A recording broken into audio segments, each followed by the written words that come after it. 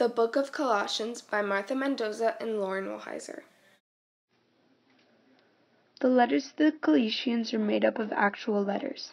These letters are constructed of both Catholic teaching and specific teachings or instructions to the congregation. These letters were sent to the people of the city of Colossae. In Colossae there was a constant struggle between Christianity, which was a new rising faith during this time, and other more established faiths such as Judaism. The Christian community in Colossae was sent these letters to help them with their struggle. The book of Colossians gives a look into the mystery of Christ. Colossians is a bold reminder of everything Christ did for us in conquering sin and death. Colossians shows Christ's supremacy over all things. The first chapter of Colossians opens with a prayer of thanksgiving and goes on to explain how Christ was the creator of all things. He made it all and reconciled it all. Chapter 2 of Colossians explains the mystery of God, which is Christ himself.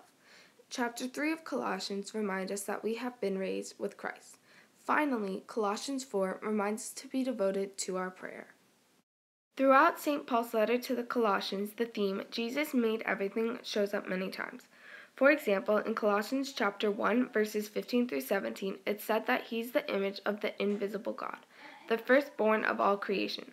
For in him all things in heaven and on earth were created, things visible and invisible. Whether thrones or dominions or rulers or powers, all things have been created through him and for him. He himself is before all things, and in him all things hold together. This passage is stating word for word that he is the creator of everything, visible and non-visible. Also, the theme is seen in Colossians chapter 1, verse 18. He is the head of the body, the church. He is the beginning, the firstborn from the dead, that in all things he himself might be preeminent. In this verse, it's evident that Jesus is the creator of all things because it's saying that he himself is visible in all things created. Now lastly, in Colossians chapter 1, verses 19 through 20, for in him all the fullness of God was pleased to dwell, and through him God was pleased to reconcile to himself all things, whether on earth or in heaven, by making peace through the blood of his cross. This verse goes deeper into the theme by stating that not only did God create all things through Jesus, but he is reconciling all things created through Christ as well. In the life of the church, the theme that Jesus made everything is practiced daily. We celebrate the fact that he is indeed the creator of all things, and that he is the image of all things visible and invisible on a daily basis.